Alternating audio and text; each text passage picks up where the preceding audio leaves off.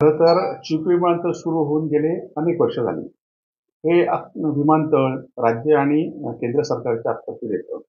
परंतु या विमानतळामध्ये मुंबईची सेवा गेले वर्षभर बंद आहे आणि त्यानंतर पुणे, बेंगलोर ह्या सेवा सुद्धा हळूहळू बंद होत चाललेल्या आहेत.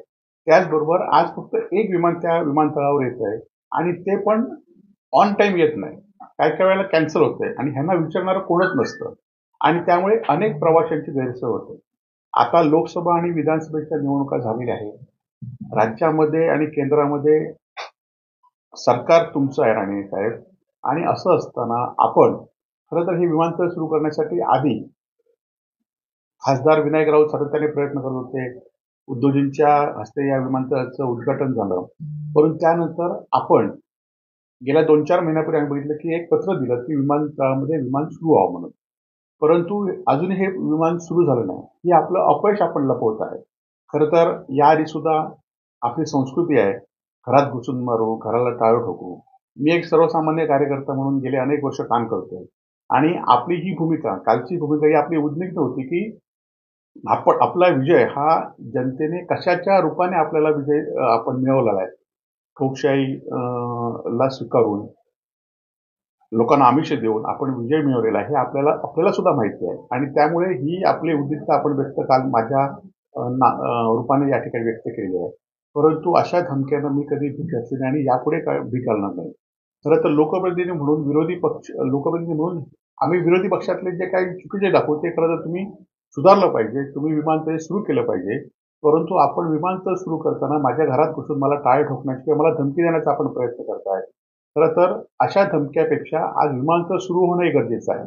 आज लोक सत्ताधाऱ्यांपेक्षा बरोबर विरोधी म्हणून आम्हाला सुद्धा जिल्ह्यातील जनते पर्यटन विचारतायत की विमान तळाबद्दल आपण पत्रकार सुद्धा विचारताय. अनेक वेळा हे प्रश्न निर्माण होत आहेत की विमानतळ असून विमान बंद होत चाललंय विमानतळ आणि त्यामुळे विरोधी पक्ष म्हणून आमचं काम आहे. आपण लवकरात लवकर विमान मुंबईला जाणारं सुरू करावं म्हणजे टाळ्या लागण्याची ही वृत्तीच होणार नाही.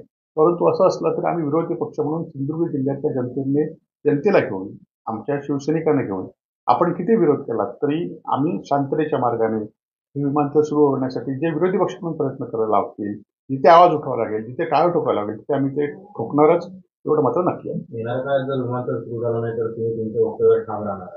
खरंच म्हणजे जे आम्ही वक्तव्य दिलं आहे त्याला अनुसरून आम्हाला काम हे करावंच लागेल कारण लोकांचा हिताचा प्रश्न आहे. म्हणून कोणी आमच्या घराला टाळ ठोकलं किंवा आम्हाला धमकी दिली तरी हे टाळ ठोकण्याचं काम थांबणार नाही. येणाऱ्या काळामध्ये आम्ही तारीख जाहीर करू आणि मुंबई विमानतळ नाही सुरू झालं तर हे आम्हाला टाळं ठोकावंच लागणार. राणेंनी असं देखील म्हटलंय की 2.5 वर्षात उद्धव ठाकरेंचं सरकार होतं मात्र रिफायनरीला विरोध करण्याचं काम केलं. सोबतच सी वर्ल्ड सारखा मोठा प्रकल्पाला देखील जिल्ह्यातल्या विरोधकांनी विरोध केला. खरं तर आता आपण बघितलं असाल की सी वर्ल्डला आमचा विरोधक म्हणून विरोध नाही आहे. आता हा सी वर्ल्ड प्रकल्प फक्त जमीन घेण्यासाठी होता. ह्याच्यात आपण काही दिवसांनी उघडे पडणार आहोत.